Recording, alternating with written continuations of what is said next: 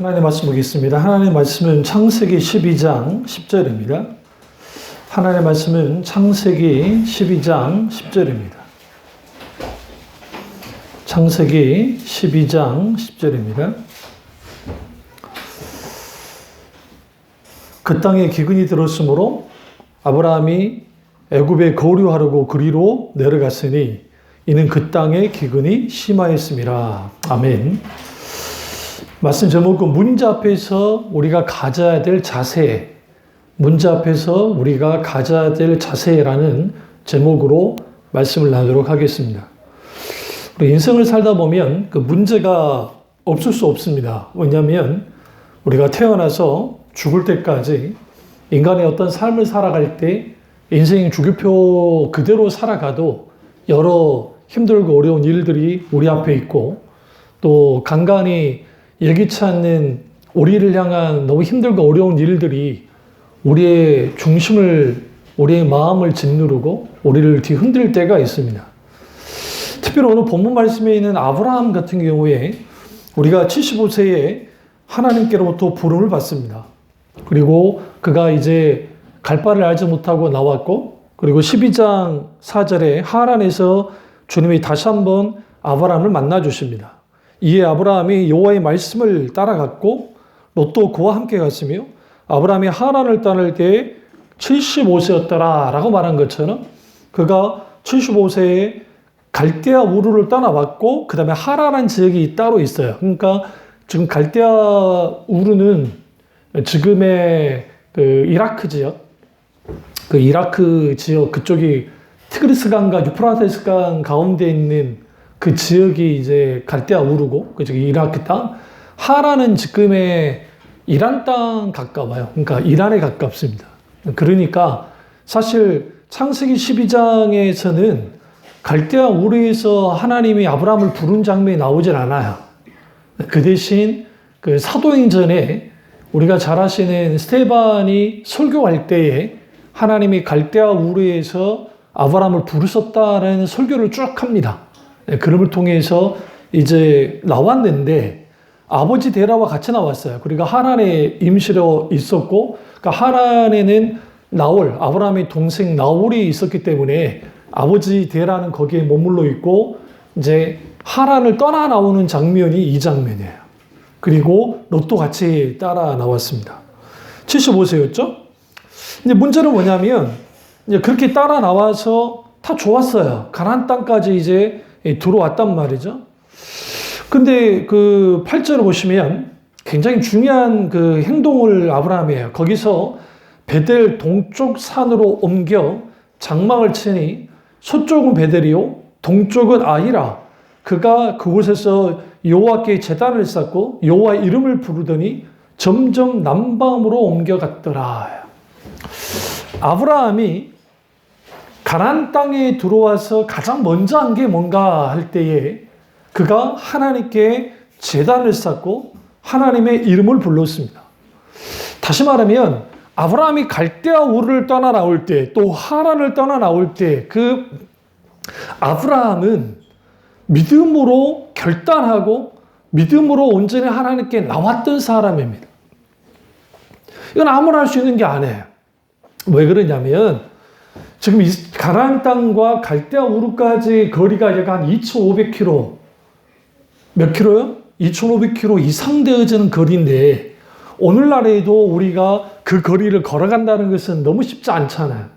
근데 지금으로부터 3,500년 전에 갈대아 우르를 떠나 나왔어요. 문제는 뭐냐면 그 시대에는 아카드 왕국이 있었고 아카드 문명이, 그러니까 그 문명 가운데 있을 때 오늘날 뭐 도로가 잘 닦여 있는 것도 아니고 그렇다고 치안이 좋은 것도 아니고 자기의 본고지를 떠나 나왔다는 것은 어떤 상황에 빠진 거냐면 죽을 수도 있는, 정말 모든 것을 빼앗길 수 있는 그런 상황에 내몰렸던 겁니다. 근데 그럼에도 불구하고 그는 결단하고 나왔어요. 그러니까 대단한 사람이죠. 더 중요한 거는 갈대아 우르는 그 시대에 오늘날의 뉴욕과 같은 곳, 우리나라 같으면 강남과 같은 그런 곳에서 어디를 갈지 모르고 떠나 나왔고 결국은 어디까지 왔다? 가나안 땅까지 들어왔다는 거예요. 그런 남방으로 서서히 옮겼다라는 겁니다. 그러니까 그가 하나님께 제단을 쌓고 여호와 이름을 불렀어요. 본격적으로 이제 믿음의 사람의 여정이 이제 시작된 거예요. 중요한 거는 그가 갈대아 우르를 따라 나온 것은 하나님이 나와라 했잖아요. 하나님이 나 이제 너 자식도 주고 땅도 주고 다 줄게 라고 나왔어요. 그런데 그 앞에 오늘 읽었던 본문 10절 보세요. 그 땅에 기근이 들었으므로 아브라함이 애굽에 거류하려고 그리로 내려갔으니 이는 그 땅의 기근이 뭐에 따라 심하였습니다. 아니 하나님의 명령을 따라서 나왔단 말이죠. 그랬으면 이제는 만사형통해야죠. 문제가 풀려나가야죠. 아니에요. 아브라함이 그 인생에 있어서 처음으로 뭘 겪었냐? 기근을 겪었어요. 그럴 수밖에 없는 게 갈대아 우르는 티그리스 강과 유프라테스 강이 교차하는 있는 그곳에 있었기 때문에 그 3,500년 전에 아카드 문명이 광기수로를 다 물을 끌어 들어왔기 때문에 도시마다 물이 넘쳐났단 말이에요. 그러니까 거기에서 엄청난 문명들이 나온 거예요. 다시 말하면 어떤 기근도 경험한 적이 없어요. 티그리스 강과 유프라테스 강은 지금도 잘 흘러요. 마른 적이 없어요. 그러니까 물곡전이 없는 거예요. 그 강과 이집트 나일강도 마찬가지 마른 적이 없어요. 우리 한강이 마른 적이 있어요? 없어요? 없어요. 소양강 댐이 좀 물이 줄어든다 뭐 그런 말은 들었어도 한강이 그러진 않거든요. 왜냐하면 한강은 여러 강들의 여러 그 물줄기가 내려와서 같이 만들어져서 어마강이 됐기 때문에. 그러니까 그런 곳에 살다가 갑자기 기근이 들은 거죠. 기근이 들었어요. 그러니까 아브라함이 어떻게 하느냐? 애굽에 거류하라고 그가 거기로 가버렸다는 거예요. 여기서 우리가 문제를 만났을 때 우리가 가져야 될 자세 가운데 가장 먼저 첫 번째 우리 조급함이 느껴져야 돼요. 우리가 어떤 문제를 만나게 되었으면 우리는 조급해져요. 왜 조급해지냐면 그 문제가 크거든요. 많은 사람들이 이런 착각을 해요. 내 문제가 크기 때문에 내가 힘들어가 그게 아니에요, 사실은. 적은 문제든 큰 문제든 내가 그 앞에 그 문제 앞에 어떻게 서느냐에 따라서 모든 게 달라져요. 근데 많은 사람들이 어떤 실수를 하냐면 문제가 크기 때문에 조급해져요. 조급해지니까 어떻게 하느냐? 자기 계산기를 두들겨요. 자기 계산기를 두들겨서 자기 딴에는 합리적인 거예요, 그게. 합리적인 거예요. 그러니까 결정을 어떻게 하느냐? 아브라함이 이집트로 내려가야 되겠다. 이집트로 내려간 것 자체는 잘못된 게 아니에요. 어떤 목사님들이 이 부분에 대해서 아브라함이 아주 믿음 없는 행동을 했다라고 하긴 하는데 그러면 거기에 기근이 들었는데 그럼 다 굶어 죽고 물이 없어 말라 죽어야 됩니까? 그건 아니란 말이죠. 그런데 여기서 문제는 뭐냐면 하나님이 가나안 땅까지 데리고 들어왔어요. 문제는 가나안 땅을 나갈 때는 하나님께 물었어야 돼요. 나갈 건지 말 건지. 이 똑같은 일이 이삭에게도 일어나요. 이삭 때에도 큰 기근이 들었다고 성경은 말해요. 그러니까 이삭이 어떤 행동을 하냐면 아브라함이 했던 행동을 똑같이 해요. 똑같이 이집트로 내려가요. 그러니까 하나님이 막아요. 이집트로 가지 말라고. 그리고 어디로 가라고 하냐면 블레셋 땅으로 가라 라고 주님 막으세요. 여기서 우리는 뭘 할 수 있냐면 이집트로 내려간 것 자체는 잘못된 게 아니에요. 왜 그러냐면 약속의 땅이라고 할지라도 기근이 들어서 다 죽어버리면 끝장나는 거기니까. 문제로 조급해지니까 하나님께 묻지 않은 거예요. 오늘날 많은 사람들이 하나님께 묻지는 않아요. 하나님께 기도하지 않아요. 그러니까 합리적이라고 생각하고 자기 생각을 하고 그 문제 해결하기 위해서 기근이라는 문제를 해결하기 위해서 어디로 내려갔죠? 이집트로 내려갔어요. 근데 문제는 뭐냐? 더 큰 문제를 만난다고요. 기근은 해결이 됐는데 왜? 나일강은 마르지 않으니까. 문제는 뭐가 문제가 된 거예요? 사라를 빼앗기게 된 거예요. 하나님이 뭐라 했죠? 아브라함에게 사라에게서 아들을 주겠다라고 하셨어요. 사라에게서. 그런데 이 일들이 끝나게 된 거예요. 왜? 바로의 마누라가 돼버리는데? 바로의 마누라가 될 건데? 이때 사라 나이가 65세예요. 이 할머니가 얼마나 예뻤는지 모르지만 바로가 너무 예쁜 거야. 너무 예쁜 거야. 그러니까 무슨 일이 벌어져요? 약속의 자손이 대가 끊기게 된 거예요. 아브라함이 뭘 피하려다가? 기근을 피하려다가 하나님의 약속이 끝장이 나게 생겼어요. 여기서 우리는 뭘 할 수 있냐면, 우리의 조급함이 내려지지 않으면 우리는 합리적이라고 생각하고 어떤 결정을 내리고 결단을 해버려요.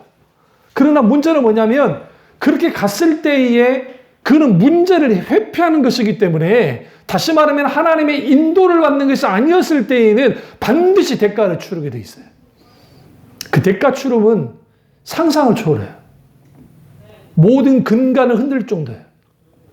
그런데 하나님께서 아브라함에게 구속의 은혜를 주셨기 때문에 하나님의 간섭에 들어오신 거예요.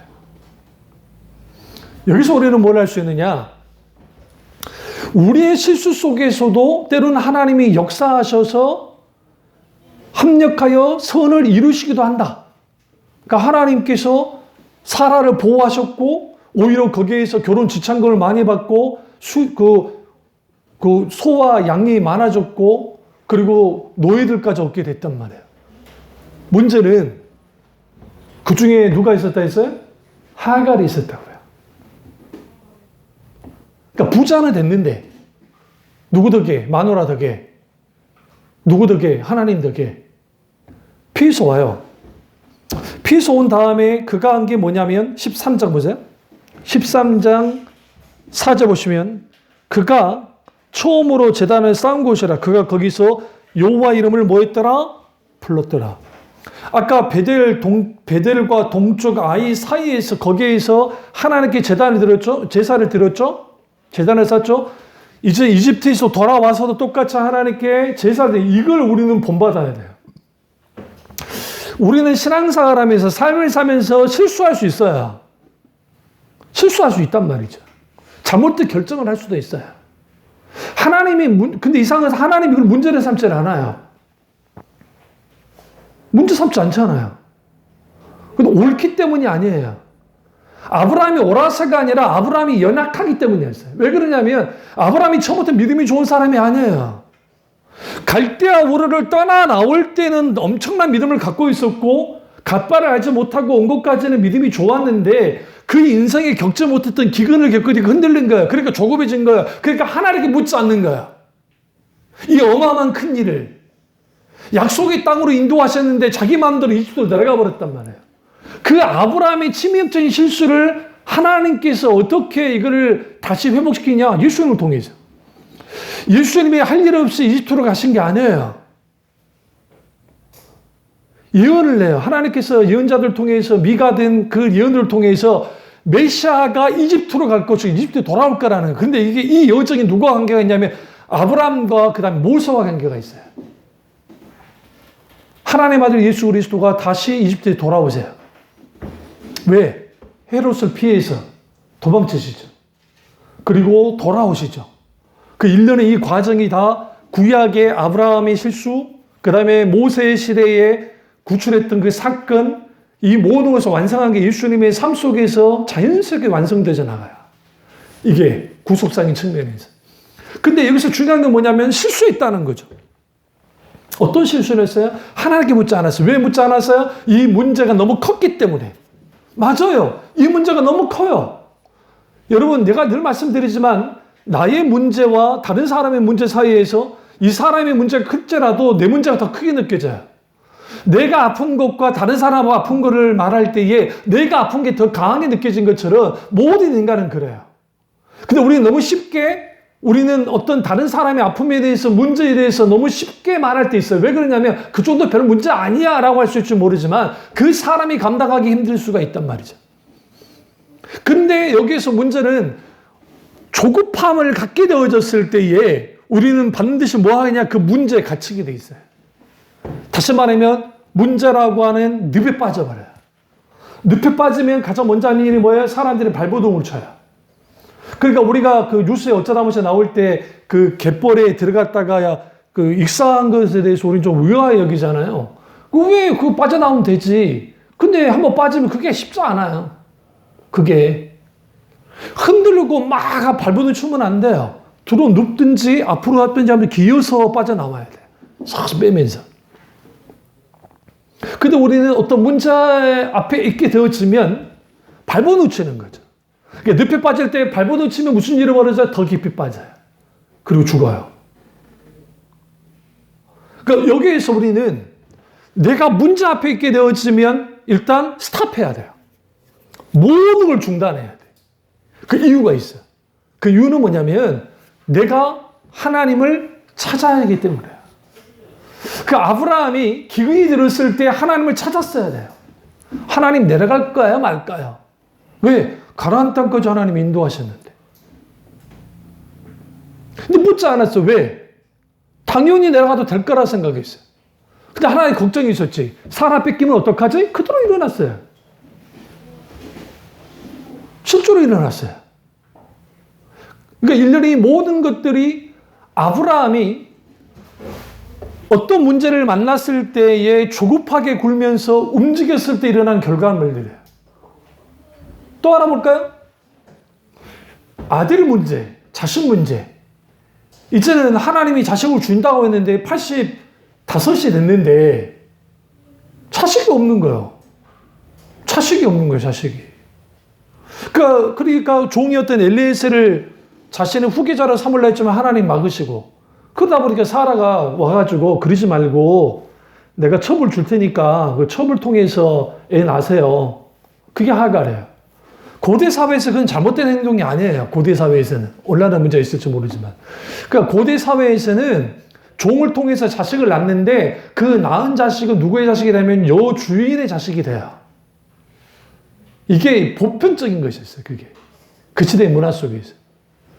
근데 분명히 하나님이 사라를 통해서 한다고 했는데 문제는 뭐냐면 사라의 몸에 경수가 끊어졌단 말이에요. 그걸 안 거예요. 더 이상 내가 자식을 낳을 수 없겠구나 라고 하는 걸 알았으니까 당연히 자식이라도 봐라. 그러니까 아브라함이 거부 안 해요. 그리고 바로 하갈이 임신을 하고 거기에 이제 가정불화가 일어나잖아요. 하갈이 이제 임신한 걸 알고 아주 그냥 이게 이제 세상 말로 싸가지 없게 사라한테 대들다가 사라가 어떤 분이에요? 사례란 뜻이 여장부란 뜻이 있거든요. 열국여미란 뜻이. 그분이 대단한 분이에요. 만만한 분이 아니에요. 성경에 학대 있다잖아요. 어떻게 죽을 만큼 학대를 했어요. 얼마나 힘들었으면 도망갔겠어요. 피해서. 그래서 하나님이 이제 다시 돌아오게 만들었지만. 그러니까 그런 일이 벌어진 거죠. 문제가 있어요. 그때 하나님께 물었나요, 아브라함이? 안 물었어요. 인간적인 수단과 반복을 가지고 해버린 거예요. 그 결과물은 뭐냐? 하나님이 13년 동안 아브라함에게 나타나질 않아요. 13년의 침묵기가 시작돼요. 이게 아브라함에게서는 엄청난 큰 고통이에요. 그래서 그가 할 수 있는 일은 이거밖에 없었어요. 그 브엘사바에 있는, 헤브론에 있는 그 상수리 나무, 그 앞에 나가서 앉아 있는 거예요. 계속 앉아 있는 거예요. 왜 거기 앉아 있느냐? 거기에 사람들이 왔다 갔다 하는 곳이기도 하고, 고대 사람들은 천사가 부주 중에 방문할 수 있다는 생각을 한 거예요. 그러니까 아브라함이 하는 일은 뭐냐? 집안일도 하지만 틈나면 나가서 앉아있어. 왜? 하나님이 언제 오시기를 바라는데 하나님이 13년 동안 나타나지 않아요. 문제는 이스마엘은 무럭무럭 자라요. 그 죄악의 씨앗. 응? 그 죄악의 씨앗이 누구냐? 오늘날의 이슬람 교도들 아닙니까? 아랍 사람들이 다 이슬람, 이란하고 터키 빼놓고, 이란, 터키 빼놓고 나머지는 다 이스마엘 후손들이에요. 인종이 달라요. 그러니까 터키는 돌골족이니까 지금 돌골족 후손이고, 그 다음에 이란은 페르시아 사람들이니까 그다 주고, 나머지는 다 이스마엘 후손들이란 말이에요. 근데 그 이스마엘 후손들이 지금 오늘날의 이스라엘과 그 영적인 측면에서 똑같아요. 지금 충돌하고 있죠. 그 씨앗을 누가 뿌렸어요? 아브라함이에요. 자식 없음에 대한 조급함이, 내 앞에 있는 막막함이, 내 앞에 있는 어떤 그 소위 말하는 그 뭐라고 합니까? 절박함이 그 절박함이 하나님께로 나아가서 하나님의 의중과 뜻을 묻고 하나님께 온전히 도움을 구하며 나가면 좋겠는데 그러지 않고 자기 결단과 자기 결정을 통해서 모든 일을 버려버렸을 때에 일어나는 결과만은 상상을 초월해요.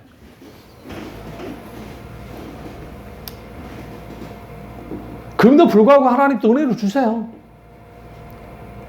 그러나 그 열매는 좋지 않았어. 왜 그러냐면 두고두고 이스라엘을 괴롭히는 나라가 어떤 나라였어요? 이스마엘 후손들이에요. 성경 보시면. 그 다음에 에돔 족속. 에돔은 야곱의 형 에서의 그 족속, 에돔 족속이. 암몬과 모압, 롯의 자식들. 그들이 뭐 하느냐? 이스라엘을 두고두고 괴롭혀요. 그리고 뭐 미디안 족속이네, 뭐 다 이스마엘 족속들이에요. 그들이 그렇게 핍박을 하고 같이, 그러니까 그 불의의 죄악의 씨앗이 거기서 잉태돼 버렸단 말이에요. 그럼 왜 이렇게 되어졌는가? 그 이유는 한 가지예요. 문제를 만났을 때에 조급하면 안 되는데 조급해졌어요. 왜 내가 급할 수밖에 없냐면 그 문제가 진짜 급하니까 그래요. 급하지 않다는 게 아니에요. 그리스도인은 그 문제가 급해요. 힘들어요. 문제가 있어요. 너무 힘들어요. 막막해요. 근데 하나님 이렇게 말합니다. 너희는 가만히 있어. 내가 하는 일을 너는 보란 말이야. 그게 누구를 향한 겁니까? 무엇을 향해서 그랬잖아요. 너희는 가만히 있어라. 내가 하신 일들을 보라. 내가 할 일을 보라는 거예요.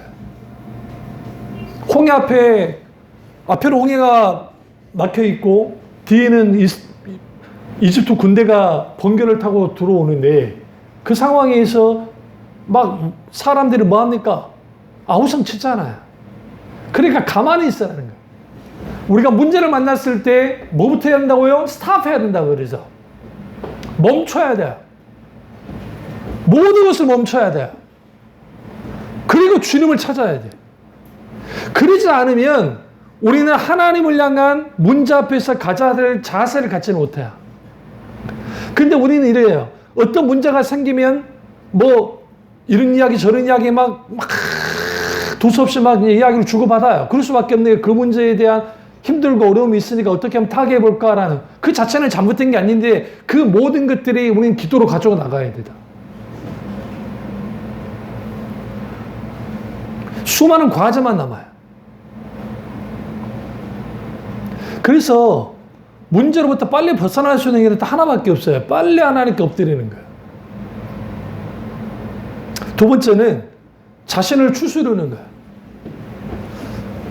먼저는 조급함을 내려줘야 되고 두 번째는 자기를 추스려야 돼요. 나를 추스리지 않으면 무슨 일이 벌어지냐면 그 문제라고 하는 그런 상황이 끝날 때까지 내가 계속 흔들려요. 그러면 거기에 우울증도 오고 거기에 자기 눌림 속에 빠지기도 하고 그것이 또 갈등과 아주 힘들고 어려운 상황으로 몰아내버려요. 그래서 그때 필요한 게 뭐냐면 자기를 이제 추스르려면 반드시 도움을 받아야 돼요. 그 대표적인 도움이 뭐냐면 믿음의 선배, 그러니까 주의 종이든 어떤 영적인 멘토들의 도움도 받아야 되고 또 하나는 집중적으로 우리에게 도움이 되는 신앙 양서들을 막 집중적으로 읽기 시작해야 돼요. 왜 그러냐면 물론 이거보다 이전에 하나님 말씀을 계속 읽어야 돼요. 대표적인 시편이에요. 시편 말씀이 굉장히 중요해요. 그러니까 시편이든 그 기독교 책이든 어떠한 그런 책들을 집중히 읽어야 돼요. 그 다음에 설교를 집중적으로 들어야 돼요. 그 이유는 뭐냐면 그 집중적으로 설교를 듣고 추스려야 돼. 일단 내가 추스려지지 않으면 내가 어떤 결과를 어떤 결정을 해도 그건 다 흐트러져요. 그래서 성경에 보시면 사무엘이 이스라엘 민족을 미스바에 모이게 해요. 그가 이제 그 사사이자 제사장이 되어지고 선지자가 되어진 다음에 미스바로 모이게 했던 이유는 딱 한 가지예요. 다른 게 아니에요. 이제는 엘리 제사장과 홈리와 비나스의 그 말도 안 되는 수많은 행동들, 잘못된 것들, 그리고 법궤를 빼앗겼다가 다시 돌아오는 일련의 일들. 그러니까 그런 것들이 이제 끝장날 대로 끝장난 이제는 이스라엘이 하나님께 회복할 수 있는 것은 미스바에서 성회를 열어서 하나님을 찾는 것이었어요. 그러니까 그 미스바로 모이려면 그들 하고 있던 것들을 중단했어야 돼요. 중단하다 모을 거 아닙니까? 그쪽으로 다 모여드는 거죠. 미스바라 모여들고 있는데 문제가 생긴 거예요. 뭐가 문제가 생기냐면 블레셋이 오해를 한 거예요. 블레셋이 어떻게 오해를 했냐면 미스바라 모여서 자기들과 싸우려 한다고 생각한 거예요. 그러니까 블레셋의 대군이 쳐들어오는 겁니다. 위기 상황에 빠지는 거예요. 뭐 하려다가 기도하려고 모였는데 오히려 문제가 더 생긴 거예요.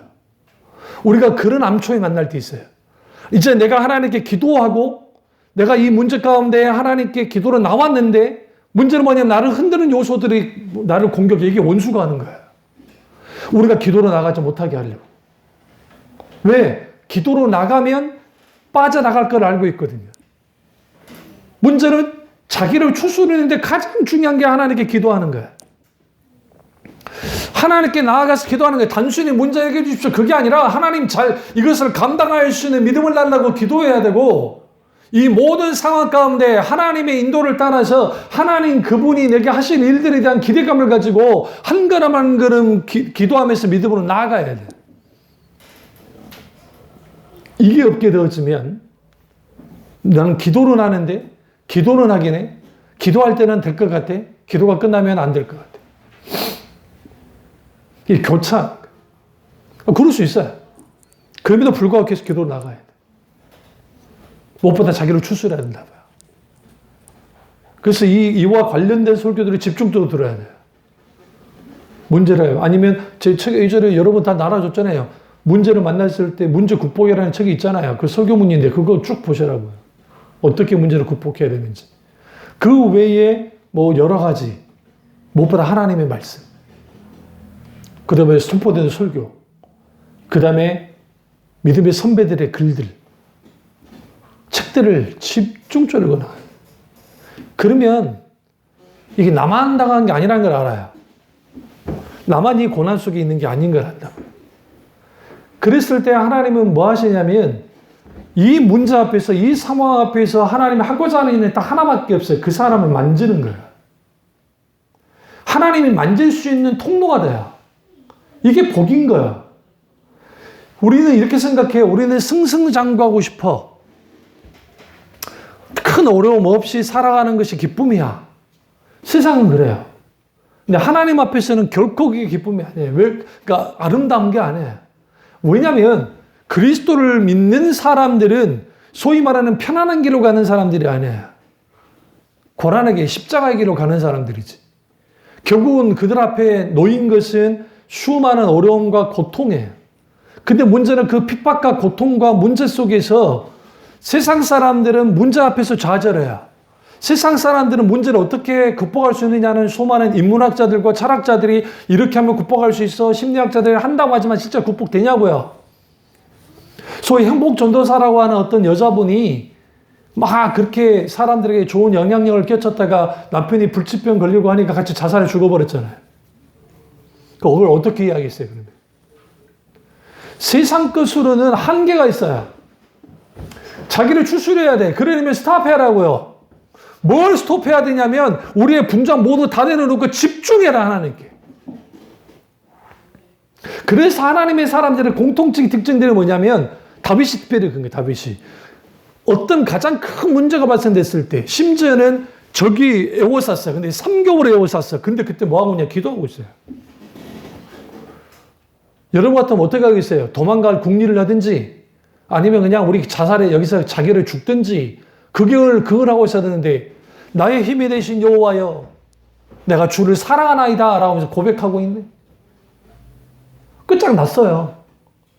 사울이 드디어 다윗을 잡아 죽일 수 있는 게 됐어요. 왜? 완전하게 포위를 했거든. 이제 끝장나게 생겼거든. 끝장났다라고 할 때에 갑자기 전령 하나가 막 불이 나게 말 타고 온 거예요. 사울이 딱 무슨 일이냐? 블레셋이 쳐들어왔습니다. 어디로? 이스라엘의 중심부로 치고 들어옵니다. 지금 군대를 물리지 않으면 이대로 끝장날 겁니다. 거기서 풀었어요. 다윗이 그걸 알았나요? 전혀 몰랐어요. 사울이 알았나요? 전혀 몰랐어요. 근데 그걸 누가 하셨어요? 하나님 하셨어요. 오늘날 우리는 막막한 문제 앞에 되어지면 하나님은 그냥 가만히 있을 거라 생각, 그렇지 않아요. 하나님이 움직이세요. 아브라함이 사고 쳤을 때에 누가 움직였어요? 하나님이 움직였어요. 바로에게 꿈에 나타나셔서 주님이 협박하시잖아요. 너 건들면 가만 안 된다. 근데 그 아브라함이 똑같이 또 아비멜렉 왕에게 똑같이 또 누이라고 또 속여요. 누가? 아브라함이. 사람은 똑같은 실수를 그렇게 한다고요. 그러니까 하나님이 어떻게 해요? 그 죄도 없는 아비멜렉의 그 여자들, 그들을 다 주님이 치시는 거예요. 이게 뭔 일이냐, 이게. 무슨 일이냐, 이게. 보니까 아브라함이 그런 거야, 아브라함. 여기서 아무리 믿음의 사람이라 할지라도 그들이 실수도 하고 정말 말도 안 되는 그러한 허물이 막 생기는데 그 과정 속에서 뭘 배우기 시작하냐면 하나님 앞에 서야 되는 자세, 그러니까 어떠한 문제 속에 있을 때에 가져야 될 애티튜드, 태도를 그들이 배우기 시작하는 거예요. 그래서 가장 먼저 제가 말씀드렸지만 우리가 이런 상황이 딱 벌어졌을 때에 반드시 우리는 우리의 이 모든 이러한 상황, 이러한 문제, 거기에 씨름하느라고 그것에 막 고민하느라고 시간을 보내면 안 돼요. 문제 해결의 골든타임이 있어요. 여기서 문제 해결의 골든타임이라는 것은 뭐냐면 단순히 문제를 해결하기 위한 골든타임이 아니라 빨리 하나님께 나가는 게 중요해요. 근데 나가지 않은 만큼 문제는 길어져요. 그러니까 우리가 자기 생각을 먼저 앞세워서 그 조급함이 앞서게 되면 그 조급함으로 결정을 내는 것은 자기 결정밖에 없어요. 그게 하나님 의중 같은 건 절대로 안 통해요. 그러니까 사울이 똑같은 거예요. 사울이 군대를 소집했을 때 블레셋과 전쟁을 위해서. 근데 그럴 만한 게 원수가 하나 5천도 안 되는데 약속한 사무엘은 늦게 오고 그리고 블레셋은 바로 앞에까지 왔고 사람들이 겁을 먹고 도망친단 말이에요. 군인들이. 그러니까 뭐합니까? 조급해지니까 뭘 해버려요? 제사를 드려버려요. 사울이 하나님께 기도했다는 기록이 없어요.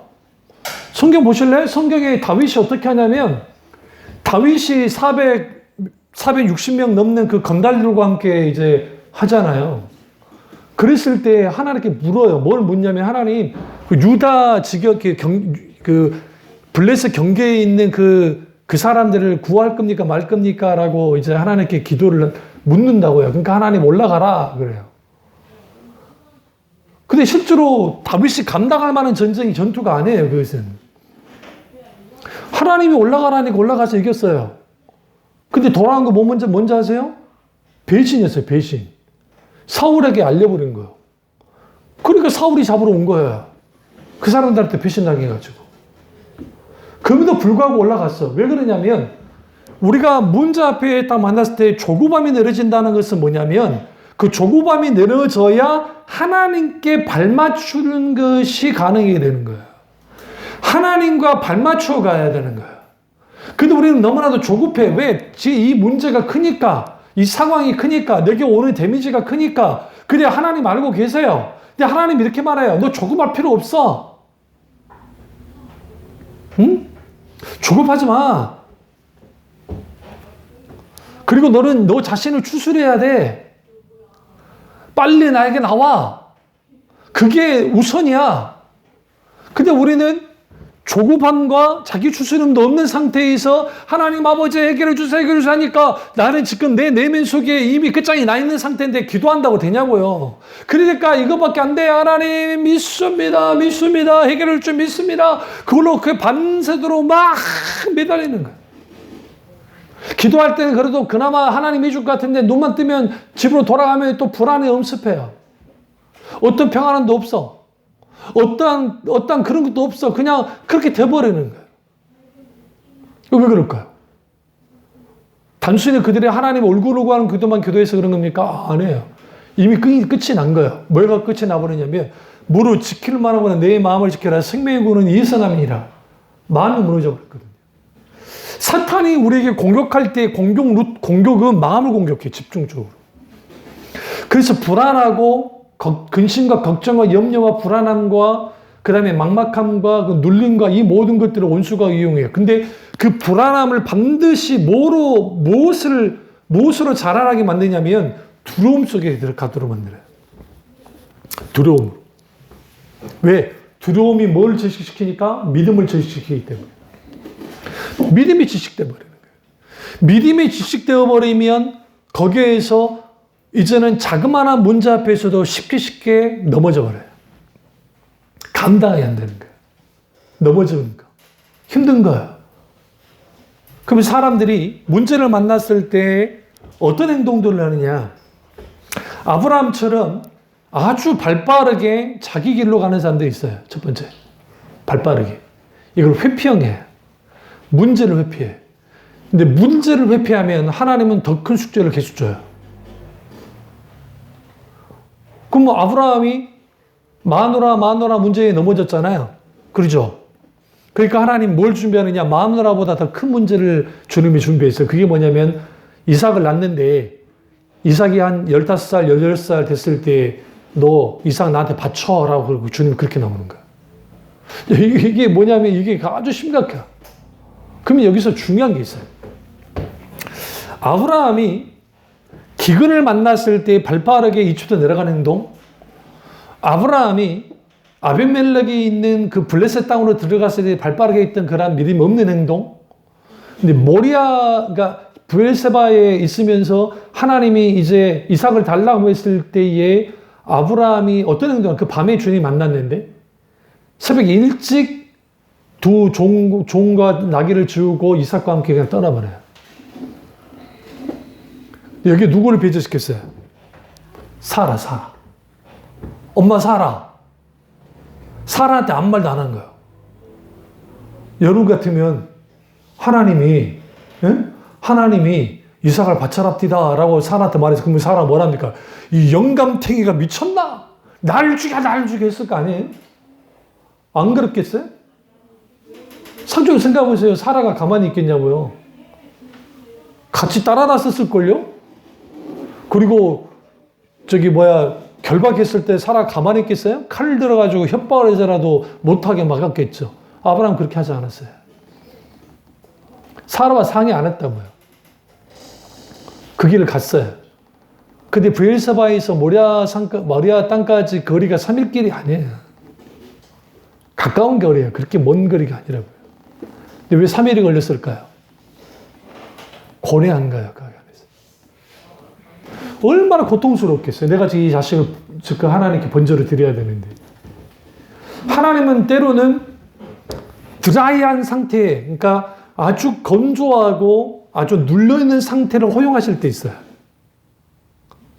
그때 뭘 하냐면 아브라함이 뭐 했겠어요? 집중적으로 하나님을 찾는 거예요. 집중적으로 하나님이 찾는 것이 문제를 만났을 때 우리가 반드시 해야 될 것들이에요. 그러니까 그 기간, 그 사흘길 속에서 집중적으로 하나님과 묵상하면, 근데 이삭과 대화를 나눴겠지만 이삭에게 무슨 자초지종 설명 잘 안 하잖아요. 하나님과 계속. 그리고 모리아 땅에 갔는데 모리아 땅에는 산 중에 하나인데 갔는데 종들에게 이렇게 말하면 너희는 여기 있어. 이게 좀 이상한 거예요. 당연히 종들 데리고 올라가야 되는데 내가 이삭과 함께 번제를 드리고 내려올 테니까 너희는 기다리고 있어라. 그리고 이삭에게 뭘 주냐면 이제 그 나무를 지어서 같이 올라가는 겁니다. 그리고 이제 모리아산 정상에서 결박을 해요. 여기서 아브라함의 위대함도 있지만 이삭의 위대함이 있는 거야. 고대 시대의 아버지와 아들의 관계는 이 젖을 떼면 고대 시대는 자식을 막 채찍으로 때렸어요. 아들을. 왜냐하면 이제 엄마 어리광에서 벗어나라고 하는 그런 의식행위. 그러니까 요즘으로 말하면 정말 잔인한 행동이긴 하지만 그걸 했단 말이에요. 그러니까 철저하게 아버지께 순복을 해요. 고대 사람들이. 근데 그 성경에 보시면 이삭이 단 하나의 저항도 하지 않았다고요. 우리 친목한 거 아세요? 아버지 왜 이러세요? 하지 않았어요. 그 모습이 누구와 똑같은 자세요? 예수님이에요. 예수님이 잡히셨을 때 침묵하셨어요. 가야바 법정에서 계속 하는데도 침묵하고 계시잖아요. 이상하게 여겼다 했대요, 성경이. 헤롯 안티파테도 그렇고 빌라도도 그렇고 이 모습에 대해서. 근데 그때 그 모습이 이삭과 관계가 있어요. 이삭이 똑같이 그랬다. 그래서 이후에 성경에 이삭이라는 평가가 좀 잘못되어 있는 게 이삭이라는 인물이 아주 유력하게 보일 줄 모르지만 전혀 유력하지 않아요. 겉보기로는 유력한데 겉보기로는 그 하나님이 함께 하셨어요. 모리아 산에서 바쳐진 이삭과 이후의 이삭이 달라져요. 모리아의 산에서 이삭을 바쳤던 아브라함과 이후의 아브라함이 달라지듯이 저는 달라요. 근데 문제 앞에서 아브라함이 뭐 했느냐? 기꺼이 하나님께 딱 순종해버리잖아요. 그 힘이 어디서 왔느냐? 문제 앞에 섰을 때에 그 앞에 어떻게 서야 될 걸 알아요. 그래서 조급하지 않고 자신을 추스르는 거예요. 3일 길은 자기를 추스르는 길이에요. 그리고 동시로 세 번째가 뭐냐? 아까 말했지만 하나님께 철저하게 내가 1대1로 딱 서는 거예요. 세 번째가. 문제 앞에 서 있을 때 우리는 반드시 하나님께 서야 돼요. 왜 그러냐면 저나 여러분이나 우리는 문제의 크기에 집중해요. 크기에. 근데 믿음의 사람들은 문제의 크기에 집중하는 게 아니에요. 하나님께 집중해요. 문제보다 크신 하나님께. 그 이유가 있어요. 이유가. 창세기부터 계시록까지를 쭉 보세요. 하나님의 사람들의 자체를 들여다보세요. 우리는 결과를 아니까 너무 쉽게 판단해버려요. 근데 우리는 그렇게 읽으면 안 돼요, 성경은. 다시 말하면 우리는 성경 어떻게 읽으셔야 되냐면 내가 결과를 모르는 것처럼 성경을 읽어 나가야 돼요. 어떤 사건들이나 그 인물들의 삶을 들여다볼 때. 그러면 거기에서 우리가 너무나 잘 아는 요나 같은 경우, 요나라는 인물이 큰 문제 앞에 딱 맞닥뜨린 거예요. 그게 뭐냐면 원수들에게 복음을 전하라고 하는, 회개의 메시지를 선포하라고 하는 말도 안 되는 하나님의 명령이 떨어진 거예요. 근데 요나는 어떤 인물이냐? 영적으로 아주 대단한 인물이에요. 그래서 많은 신학자들이 구약의 선지자들이 많지만 그 중에 정말 특출한 선지자를 꼽으라면 엘리야도 있겠지만 요나를 꼽는다고요. 그리고 요나서 자체가 우리는 히브리어 원전을 읽지 못하니까 그러는데 요나서 자체가 그러니까 시처럼 써 있어요. 그래서 요나서가 굉장히 아름다워요. 우리는 모를 뿐이지. 그리고 묵시문학 속에서 결론을 주진 않아요. ing, 땡땡땡. 열린 결말을 끝내버려요. 이게 얼마나 파괴력을 했냐면 그 열린 결말 속에 너는 어떻게 할 거냐 하는 거예요. 원수 앞에서 나가서 복음을 전할 거 안 할 거냐. 그러면 거기에 문제 앞에 서 있는 그 요나의 모습 보세요. 도망치다가 회피형. 도망치는 거. 두 번째, 잡혀왔잖아요. 하나님께 잡혔잖아요. 근데 어디로 들어갔어요? 물고기 뱃속에 들어갔단 말이야. 아주 개고생을 한 거예요. 그 개고생을 하니까 어쩔 수 없이 하나님 구해 주십시오. 그러니까 하나님 이제 물고기 뱃속에 태어나오기 위해서 하나님이 이제 구해 주시잖아요. 그러고 난 다음에 어쩔 수 없이 이제 철래 어디 갔어요? 니느웨에 간 거예요. 니느웨에 갔다고요. 그리고 동산 위에 올라가가지고 딱 보니까 니느웨 성이 얼마나 컸으면 사흘길을 돌아다녀야 될 만큼이 컸다고요. 네? 너는 가서 4일 동안 이제 복음을 전해라. 회개하자면 하나님이 심판하신다고 하는 그 메시지를 선포하라 하니까 성경에 요나서에 뭐라고 말합니까? 그가 거리를 돌아다니면서 건성건성으로 하룻길로 돌아다니면서 하나님이 심판한다고 선언하고 와버렸어요. 하나님은 4일 동안 돌아다니라 했는데 하루로 끝내버렸어요. 얼마나 대단한 배짱이에요. 그러니까 근데 그 이해가 되는 게 니느웨는 아시리아의 수도인데 아시리아 역사상 가장 잔인한 민족 하면 뭐 몽고도 아주 잔인한 민족 중에 하나지만 그러나 그 아시리아도 엄청나게 잔인해요. 그 속국에 그 에벤 있죠. 그 여자들 있죠. 당연히 죽이고 애도 배를 갈라서 빼내고 심지어는 그 애까지 막 도륙을 해요. 그러니까 그 악나라 민족에 대하여 가서 선포하는, 아니, 똑같이 이렇게 생각하시면 돼요. 일제시, 그러니까 아직 그 세력들 있잖아요. 저한테 하나님이 일본 가가지고 너희를 회개하라. 그거가 똑같아요. 근데 여전히 지금 그 니느웨는 지금도 이스라엘 그렇게 괴롭히는 나라예요. 진행 중에 있는 그 나라 가가지고 그들에게 지금 회개해라 라고 하는 설교가 나오냐고요. 그러니까 이러한 문제 앞에 딱 섰을 때 하나님은 뭘 하냐면 아주 고민하게 만들어요. 그래서 뭐 덩크를 해줬다가 햇빛을 피하게 했다가 그 없애게 했다가 아마 그 일련의 그 과정을 통해서 하나님이 뭘 밝혀주냐면 결국은 이 모든 것을 주관하고 끌고 나간 게 하나님이시다는 거예요. 성경에서 욥만큼 큰 고통을 겪은 사람이 없잖아요. 큰 문제 앞에 있던 사람.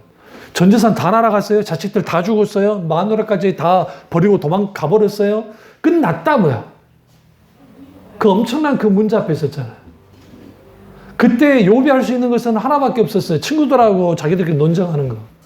말싸움하는 거. 응? 근데 하나님은 계속 지켜보고 계세요.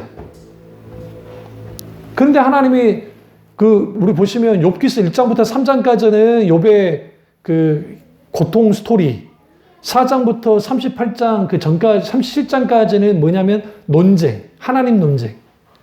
뭐가 의냐? 뭐가 죄냐? 하는 이러한 논쟁, 인과율에 원인이 있으면 결과가 있다 하는 그런 인과율의 문제. 근데 38장이 딱 가면 상황이 바뀌어져요. 갑자기 폭풍까지 하나님이 나타나요. 이게 문제 앞에 섰을 때 하나님과 1대1로 서야 된다는 것이 여기서 나타나는 거예요. 왜 그러냐면 하나님과 1대1로 만나야 돼요. 어디에서? 문제 앞에서. 그러려면 눈을 들어 주님을 봐야 돼요. 시편에서 주로 다요 사용되는 게 lift up your eyes예요. 눈을 들어 주를 보라. 눈을 들어 주를 보라. 내 모든 염려 주께 맡겨라. 슬플 때에 주 예수 얼굴 보라. 평화의 주님 안식 주리라. 우리의 눈이 주님을 바라보는 거야. 그리고 우리의 지금 이 문제의 상황 속에서 내가 구글을 들어 하나님을 볼 때에 주님 마치 나를 1대1로 만나듯이 딱 대면하게 되는 거예요. 이게 뭐냐? 집중적으로 주님을 찾는 자들 속에서, 기도를 나오는 사람들 속에서 여기에 분명하게 있게 되어져요. 그러면 거기에서 하나님을 집중적으로 찾았을 때에 1대1로 만나주시는데 딱 하나님 나타나서 하시는 말씀이 뭐냐면 욥아 너 너무 고생했지. 그래 난 너 마음 너무 잘 알아. 그래 내가 좀 심했지. 아니 사탄이 하도 그러길래 나한테 그런 말 안 했어요. 하나님 뭐라고 하시냐? 야 너 우주 만물을 달을 만들고 해를 만들고 할 때 너 있었니? 너 봤니? 심지어는 리오야단을 만들 때도 너 봤냐? 막 그런 말, 하만을 만들었을 때 너 봤니? 막 그런 말씀 계속해요. 그러니까 욥이 어떻게 반응하냐면 하나님, 내가 알지도 못했던 것들을 안다고 했습니다. 다시 말하면 우리가 인생을 살면서 당하는 고난들, 문제들, 고통들 왜 나만 당해야만 하는가? 다른 사람은 안 당한 것 같은데 왜 이런 일이 내게 벌어지는가라고 사람들이 그럴 수 있어요. 저도 마찬가지죠. 근데 하나님이 이렇게 말해요. 이 모든 것은 나의 주권 가운데 되어졌던 거야. 다시 말하면 나는 너에게 되게 선함으로, 그 선한 길로, 선한 뜻을 이루고자 원하는데 너는 지금 나 잘났네, 너 잘났네 그러고 있었다는 거죠. 그리고 욥의 세 친구들이 옳지 않다고 하면서 하나님이 징계하겠다, 징치하겠다고 주님 말씀하세요. 그러니까 그들을 향해서 뭐하라? 회개하라고 주님 말씀하시고. 그러니까 갑자기 욥이 어떻게 행동합니까? 제 가운데 뒤집어 써요. 옷을 찢으면서. 하나님께 집중하려면 1대1로 하나님과 대면에 나오려면요. 자기 중심을 찢어야 돼요. 그게 우리 앞에 있는 문제가 도구가 될 수도 있고 여러 상황이 도구가 될 수 있어요. 그래서 많은 거기에 주의 종이, 그러니까 목사님들이 되는 분들의 특징들을 들여다보시면 대부분이 상당수가 아픔이 있어요. 가정사적으로 아픔이 있었든 아니면 경제, 여러 가지 힘듦이 있었든 그런 분들이 그런 걸 통과하고 나오면서 주의 종교로 가는 경우가 많아요. 요즘은 안 그러긴 하지만 되게. 그러니까 우리 형이랑 대화를 하다 보면 통화하다 보니까 형이 그 말을 하더라고. 동생 이상한 게 있대. 그러니까 뭐가 이상한데? 그러니까 아니 우리 형이랑 뭐처럼 큰 교회에 있으니까 좀 교세가 있는 교회 목사님들 아들들은 목회를 잘 안 하는데 이상할 정도로 작은 교회 목사 자식들이 한다는 거야. 아버지 개고생한 거 봤으면서. 응? 그 넌지시 그 집은 그 아들이 목회길 가기로 하는데 얘는 안 간다고 그러거든. 그러니까 내가 잘했다 그랬다고. 소명 받아야 가는 거니까. 넌지시 우리 아들 말을 하더라고. 가지 않을까? 그러니까 아니요. 그럴 일 없을 거예요. 그랬지. 그럼 모르겠지. 우리는 이미 후계자가 정해져 있다고. 1인이라고. 이혼이라고. 후계자가 있다고. 그러니까 근데 이런 것들이 그 아픔이 오히려 주어종기로 이게 이제 헨리 나우인이 말했던 상처받은 치유자라는 그런 책이 있는데 이게 상처받았던 그 영혼들이 주님께로 치유되면 상처받은 영혼들을 향해서 치유하는 거예요. 그러니까 저도 수많은 고난, 역경, 문제를 다 만나왔잖아요. 그러니까 그 문제 앞에 섰을 때 어떻게 해야 되는지 알아요. 그러니까 가장 먼저 하는 것은 모든 추스르기 전에 내가 조급함을 탁 내려놓은 거. 그럼 조급함을 내려놓을 때 가장 큰 핵심이 뭐냐면 우리의 말을 일단은 스톱해야 돼요. 우리의 복잡한 생각을 일단은 중단시켜야 돼요. 그리고 막 가족끼리 부부끼리 할 수는 있는데 그거 많이 한다고 해서 해결 절대로 안 돼요. 그럼 거기에 뭐가 쌓여져 나가냐면 우리의 말 속에서 불신앙의 말들과 원망의 말들과 불안함의 말들과 어떤 그런 것들이 막 쌓여져 나가요. 그러면 이게 커지면 자녀들에게도 좋지 않은 영향을 끼치기 시작해요. 그러면 그게 또 주위 사람들에게 되어지면 똑같이 그렇게 되어져요. 그 고민을 말하지 말라는 게 아니에요. 그 모든 고민거리들을 기도로 가지고 나가버려야 돼요. 가지고 나가버려야 돼요. 우리 김성호가 그나마 지금 버티고 있는 게 권사님의 기도 때문에 그러죠. 응? 그러니까 다 끝났고 다 무너졌는데 절대로 회생 못할 거라 했는데 그 권사님이 늘 나한테 막 기도해달라 했어요. 근데 송구하지 말고 기다리시라고. 하나님이 때가 오면 할 거라고. 하나님 해버리죠. 그때 돈을 더 써야 되네, 뭐가 어떻게 해야 되네, 안 될 거라네 했는데 하나님이 다 해버렸어요. 혼자 고립돼야 되잖아요. 근데 어쨌든 하나님께서 그걸 감당해 줄 수 있는 그런 것을 통해서 하나님 만져주시고 아직은 철들려면 멀었지만 그런 부부가 지금 이 정도까지 된 것도 하나님의 기적이에요. 근데 거기는 뭐가 있는지 아세요? 기도예요. 우리가 중보기도가 그래서 굉장히 중요해요. 우리 집중적으로 우리 지체들 중에 문제 있으면 집중 기도를 합니다. 근데 이제 그 기도 속에서 이해 안 되는 게 있어요. 그게 뭐냐면 특별히 우리 민집사님에서 기도할 때, 가정으로 기도할 때 이상하게 평안해. 이제 이런 경우가 별로 없어요. 왜냐하면 그 상황은 아주 심각하고 힘들고 어려운 상황을 내가 분명히 뻔히 아는데 근데 기도하다 보면 계속 기도만 하면 평안해. 그러니까 이걸 어떻게 해야 되냐는 거예요.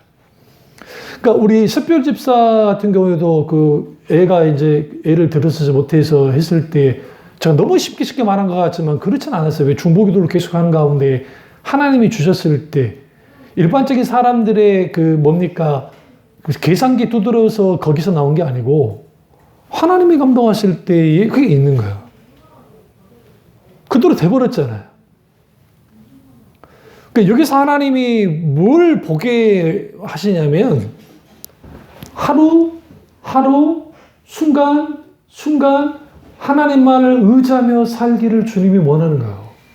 하나님만을 의지하며 살아가는 거, 그걸 배우는 거야. 문제 앞에서, 상황 앞에서, 일 앞에서, 내 생애 속에서, 내 믿음 생활 속에서 하나님만을 의지하고 하나님만을 의지해야 된다. 그 하지 않고서는 내가 절대로 감당하지 못한다는 거. 그것이 적은 문제라 할지라도.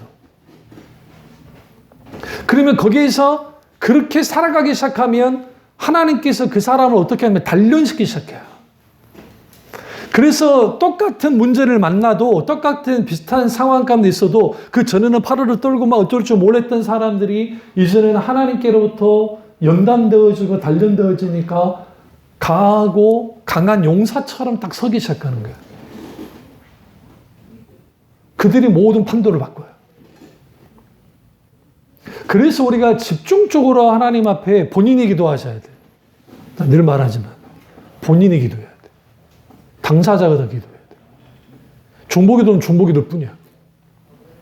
물론 그 마음을 품고 기도는 하지만 그러나 동시적으로 우리가 하나님과 1대1로 그리고 그 앞에 딱 나아가게 됐을 때에 그 문제가 있잖아요. 이제 이 말씀하고 끝내겠습니다만 내 문제가 너무너무 커요. 근데 하나님께 1대1로 나갔어요? 서 있어요? 아직 문제는 해결이 되지 않았어요? 근데 하나님이 가장 먼저 한 게 뭐라 했어요? 제가 늘 소개했죠. 나부터 만져요. 나를 먼저 만진다고요, 하나님. 문제는 아직 바뀐 거 하나도 없어. 근데 나를 만져야 하나님이. 나를 만지기 시작해요. 그런데 어느 날인가 조금 시간이 지나서 딱 보니까 내가 예전의 나가 아닌 거예요. 그리고 똑같이 그 문제를 봤어요. 근데 그 문제가 이전처럼 그렇게 크게 보여지지 않아요. 왜? 하나님이 함께 하시니까. 그래서 그 하나님의 사람들의 공통적인 특징들이 뭐냐면 하나님과 일대로 나갈 때에 그 엘리야가 이세벨이라고 하는 그 엄청난 큰 세력, 그 앞에 숨이 막혀버렸잖아요. 그 엄청난 그 불의 응답과 비가 오는 응답을 받았음에 불구하고 영적 승리를 했으고 실질적 승리를 했음에 불구하고 무너져 버렸잖아요. 근데 그때 그가 로뎀나무 밑에 이제 있었는데 그 로뎀이라는 뜻이 좋은 뜻 아니에요. 근데 요즘 뭐 로뎀 카페, 로뎀 실만 하는데 그게 진짜 웃긴 거예요, 그게. 그 만나 분식 생각해 봐야 돼. 만나라는 뜻이 뭐 이게 뭐야 하는 뜻이 근데 이게 뭐야 분식이 좀 그러잖아요. 근데 그 했을 때에 하나님이 뭐 했어요? 어떻게 했어요? 우리 그 좀 집중할 필요 있어요. 그게 뭐냐면 하나님이 딱 왔을 때 가장 먼저 한 게 너 힘들지? 그래. 엘리야 잘 들어. 내가 이세벨도 죽이고 아합도 죽이고 다 해줄 거야. 그리고 아람 나라를 이렇게 할 것이고 이렇게 모든 역사를 해서 이렇게 해줄 거야. 말 한 번도 안 해요. 이상할 정도로. 그럼 뭐 했어요? 하나님이 천사를 보내서 빵 줬어요.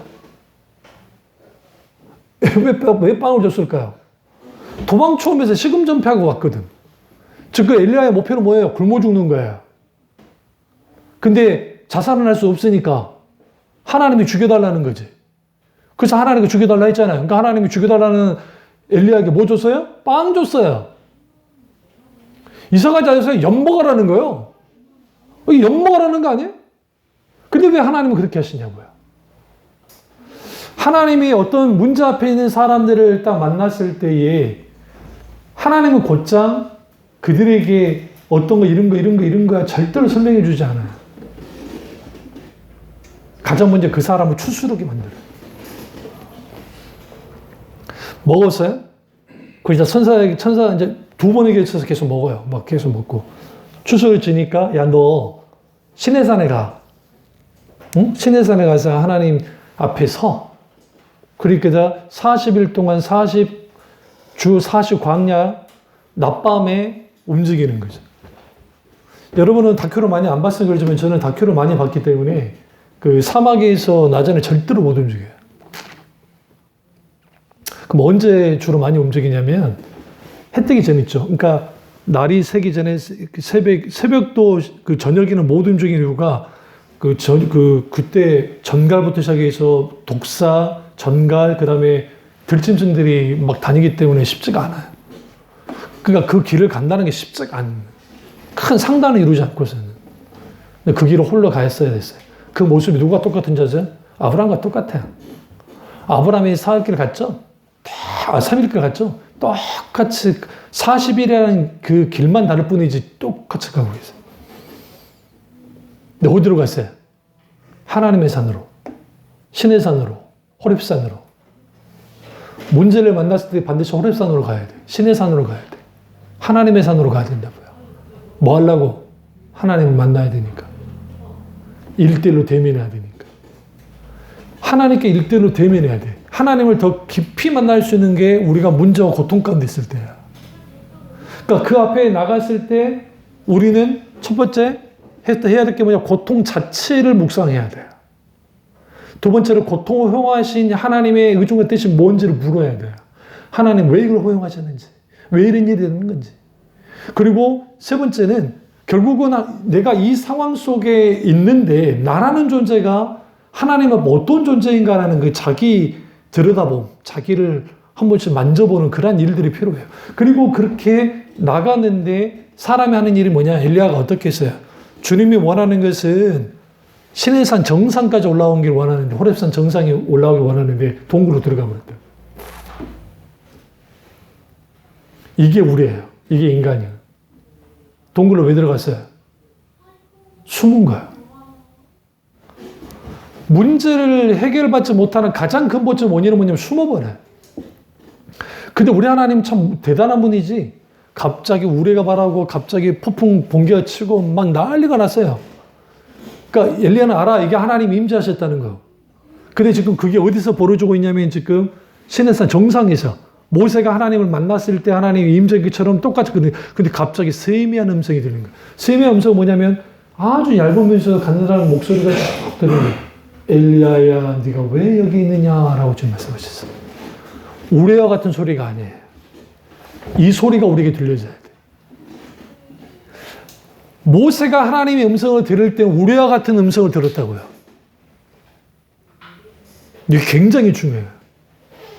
그런데 엘리야는 어디에 숨었어요? 동굴에 숨었어요. 많은 사람들이 문제를 만나면 자기 동굴에 숨어버려요.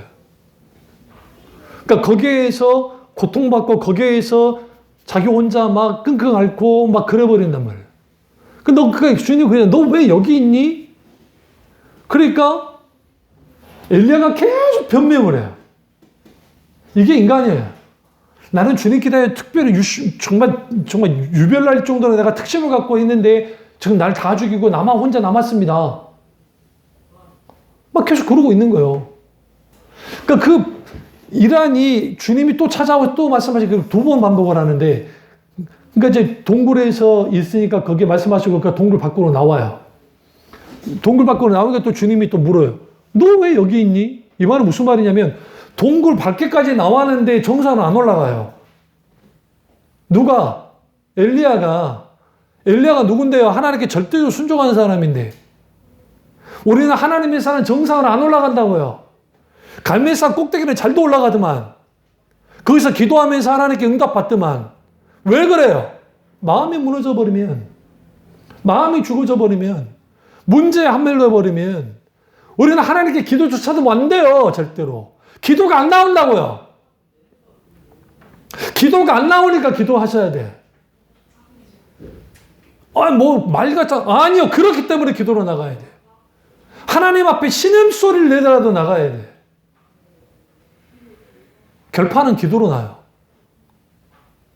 문제에서 모든 결판은 기도 가운데 난다고요. 하나님께 일대로 나갔어요. 그리고 주님이 말씀하십니다.